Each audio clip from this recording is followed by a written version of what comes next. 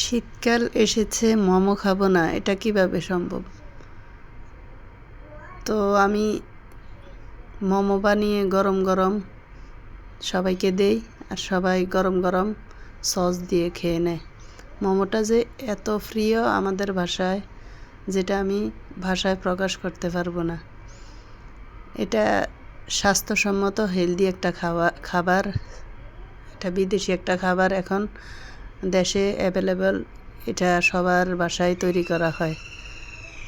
তো এইটা আমার বাসায় সারা বছরে তৈরি করি, কারণ এটা সবার প্রিয়। তো আমি এখানে আজকে সম্পূর্ণ প্রসেসটা দেখাবো। 5টা টমেটো নিয়েছি, এই টমেটোগুলি দিয়ে আমি এখন সস বানাবো। তো সসের জন্য আমি 8-10টা কালো গোলমরিচ নিয়েছি, আর ছোট ছোট 3 পিস দারুচিনি নিয়েছি, 4-5টা শুকনা মরিচ নিয়েছি। এগুলি এই টমেটোগুলোর সাথে আমি দিয়ে এটাকে সিদ্ধ করে নিব। এখানে কোনো পানি দেওয়া যাবে না। তো আমি এটাকে ঢাকা দিয়ে সিদ্ধ বসিয়ে দিলাম। কিছুক্ষণ পরে আমার টমেটো থেকে পানি বের হয়েছে, এবং এই পানিটা দিয়ে আমি ব্লেন্ড করে নিব। এখানে আমি মুরগির বুকের একটু মাংস সিদ্ধ করে নিয়েছি। এই সিদ্ধ মাংসটা দিয়ে আমি মোমোর ভিতরের পুরটা তৈরি করব। এখানে অর্ধেক বাঁধাকপি, 2টা আলু, ছোট একটা গাজর তেলের মধ্যে একটু সিদ্ধ করে নিয়েছি, একটু লবণ দিয়ে। তা আমার আলুটা যখন সিদ্ধ হয়ে যাবে এবং গাজরটা সিদ্ধ হয়ে যাবে, তখনই আমি এটাকে তুলে নিব। এখানে কোনো পানি থাকা যাবে না। যদি নিচে পানি থাকে তাহলে এটা জোরে একটু আগুন বাড়িয়ে দিয়ে শুকিয়ে নিব। তো এখানে আমি একটা কড়াই বসাইলাম। কড়াইয়ের মধ্যে একটা বা 2টা পেঁয়াজ কুচি একটু কাঁচা ভাবটা যাওয়া পর্যন্ত আমি ভেজে নিব। কিছুক্ষণ ভেজে নেওয়ার পরে আমি যে মুরগির সিদ্ধটা ছোট ছোট করে রেখেছি, এগুলি আমি এখানে দিয়ে কিছুক্ষণ আবার এখানে ভেজে নিব। তো দেখতে পাচ্ছেন আমি এখানে অল্প একটু তেল দিয়েছি, বাঁধাকপির মধ্যে অল্প একটু তেল দিয়েছি। তো আমার এটা একটু ভাজা ভাজা করে আমি একটু লবণ দিয়ে দিব, কারণ বাঁধাকপির মধ্যে লবণ আছে। এখন মুরগিটার মধ্যে একটু লবণ প্রয়োজন, তো আমি মুরগির মধ্যেও কিছুটা লবণ দিয়ে দিলাম। এখানে লবণ দিয়ে কিছুক্ষণ ফ্রাই করে ভাজা ভাজা করে বাঁধাকপির মধ্যে আমি ঢেলে দিয়ে কিছুক্ষণ আমি এটা চুলার উপরে আবার নেড়ে চেড়ে সবগুলা মুরগির মাংস বাঁধাকপির সাথে মিশিয়ে নিব। এবারে আমার মোমোর আমি শীটটা তৈরি করব। মোমোর ডো তৈরি করার জন্য আমি এখানে 3-4 কাপ আটা নিয়েছি। আপনারা এখানে ময়দাও ব্যবহার করতে পারেন, সমস্যা নেই। আমি প্যাকেটের আটা এখানে ব্যবহার করলাম। তো আমি পরিমাণ মতো এখানে লবণ দিয়ে দিলাম। দিয়ে আমি লবণটা আটার সাথে মিশিয়ে নিব। তারপর এখানে দিয়ে দিব গরম পানি, একদম বলক আসা পানি দিয়ে, অল্প অল্প পানি দিয়ে আমি একটা শক্ত ডো তৈরি করে নিব।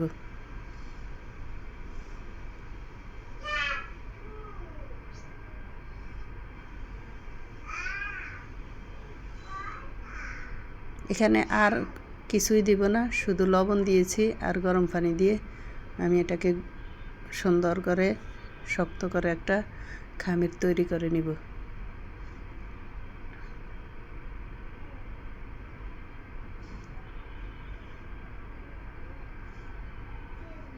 কিছুক্ষণ মেখে নেওয়ার পরে আমি আরও একটু পানির প্রয়োজন হলে আমি এখানে পানি দিয়ে দিব। একসাথে পানি দেওয়া যাবে না, তাহলে ডোটা নরম হয়ে যেতে পারে বা বেশি অতিরিক্ত শক্ত হয়ে যেতে পারে। দেখেন আমার ডোটা একদম রুটির থেকে একটু শক্ত আমি তৈরি করছি।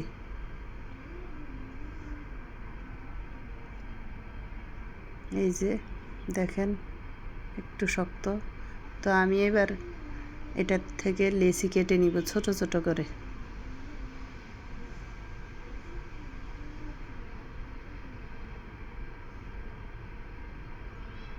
যখন আমার ছোট ছোট করে এরকম লেচি কাটা হয়ে যাবে, তখন আমি এই ফুরটা দিয়ে এখন আমি মোমোগুলি তৈরি করে নিব। এই মুরগির মাংসটা দেওয়াতে আমার ফুরটা টেস্টটা অনেক গুণ বেড়ে গেছে। তো আমি এই ছোট ছোট রুটি বেলে নিব। এখন আমি কয়েকটা ডিজাইনের মোমো বানাবো। যার যেটা সহজ মনে হবে সে ওইটাই তৈরি করে নেবেন। তো আমি এই একটা ডিজাইন তৈরি করলাম, একটু টান দিয়ে লম্বা করে এখানে একটু চাপ দিয়ে দিব। একটা হয়ে গেল, আমি আরেকটা দেখাচ্ছি। দেখেন এইভাবে দিয়ে, আসলে বাচ্চারা তো শাকসবজি খেতে চায় না। তো যে এই পদ্ধতিতে যদি আমি নাস্তা তৈরি করে দিই তাহলে তারা অনায়াসে মজা করে খেয়ে ফেলে। তো আমার নাস্তার শাকসবজির ঘাটতিটা পূরণ হয়ে যায়। তা আমি সিদ্ধ করা টমেটোগুলি মশলাগুলো ফেলে দিয়ে এটাকে আমি ব্লেন্ড করে একটা চালনি দিয়ে ছেলে নিলাম, চাকনি দিয়ে একদম স্মুথ হয়ে গেল ছাকার পরে। তো আমি এটা চুলার মধ্যে বসিয়ে দিলাম। আর এখানে 3টা বীজ তেঁতুল আমি ভিজিয়ে রাখলাম। কিছুক্ষণ ভিজানোর পরে তেঁতুলের কাঁধটা নরম হয়ে যাবে। তেঁতুলটা নরম হয়ে কাঁধ তৈরি করব, কাঁধটা দিয়ে দিব। আর দিয়ে দিব আমি এখানে 2.5 থেকে 3 চামচ চিনি আর স্বাদ মতো লবণ। এটা দিয়ে আমি কিছুক্ষণ নেড়ে চেড়ে মিশিয়ে নিব। আমার এখানে চিনিটা যেন একদম গলে যায়। তো আমি কিছুক্ষণ মানে এটা বলক আসা পর্যন্ত আমি অপেক্ষা করব। তারপরে আমি এখানে একটু কর্নফ্লাওয়ার নিলাম। আপনারা চাইলে আটাও ব্যবহার করতে পারেন। 1 চা চামচ কর্নফ্লাওয়ার নিয়ে 1 চা চামচ একটু পানি দিয়ে গুলে তারপরে আমি দিয়ে দিব। এভাবে সরাসরি কর্নফ্লাওয়ারটা যদি সসের মধ্যে ঢেলে দেওয়া হয় তাহলে এটা দলা পাকিয়ে যাবে। আমরা এটা একটু ঠান্ডা পানি দিয়ে গুলে তারপরে আমরা সসের সাথে মিশাবো।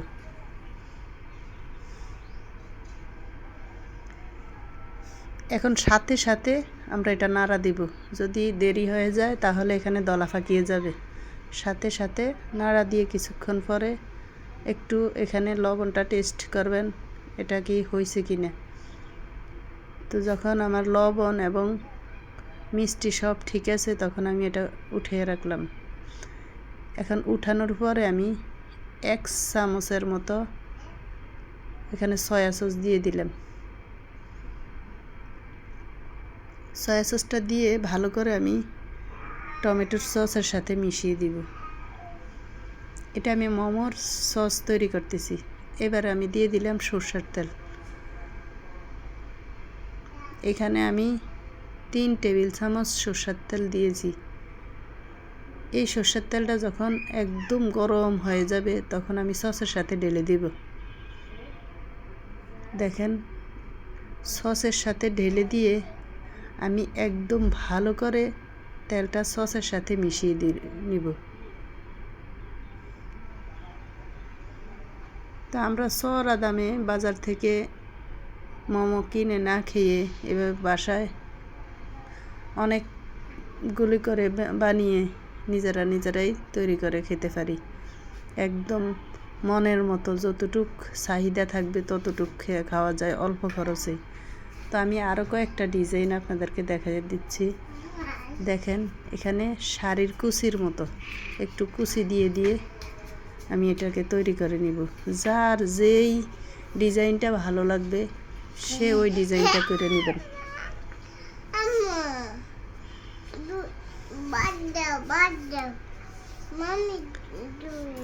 তো আমি এই যে আরেকটা ডিজাইন তৈরি করলাম,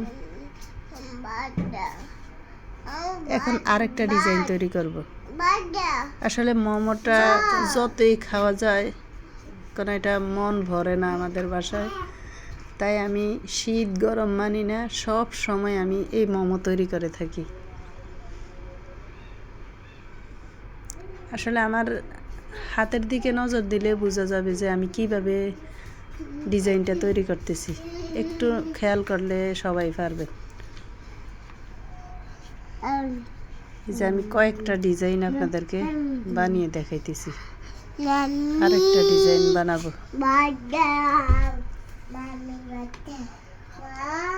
এই মোমোটা সাথে সস না হলে খাওয়া যায়, কিন্তু সসটা হলে বেশি মজা লাগে। দেখেন আরেকটা ডিজাইন করে নিতেছি। দেখেন যার যেটা ভালো লাগে ওইটাই করবেন।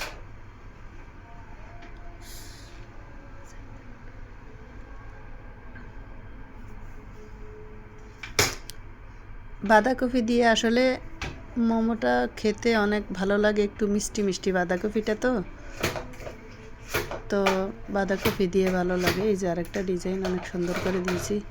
এবার আমি একটা প্লেটে ছিদ্রযুক্ত প্লেটে আমি একটু তেল দিয়ে দিলাম। আসলে যাদের তেল দেওয়ার পরেও মোমোগুলি আটকে যায় তারা একটা কাজ করতে পারেন, কাঁঠাল পাতা সুন্দর করে মুছে তারপরে এই প্লেটটার উপরে দিয়ে দিতে পারেন। এবারে আমি মোমোগুলো সুন্দর করে সাজিয়ে ভাপিয়ে নিব।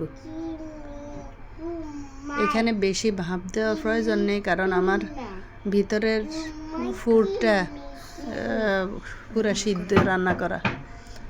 তো আমি কিছুক্ষণ 4-5 মিনিটের মতো আমি এটাকে ভাপ দিয়ে নিব।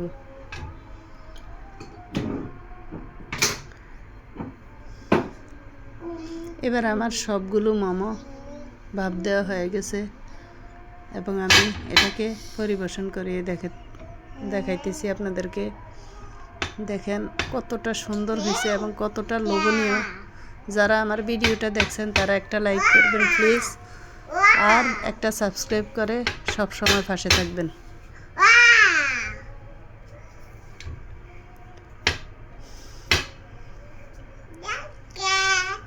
এই মোমোটা একদম ছোট বড় সবার পছন্দনীয়।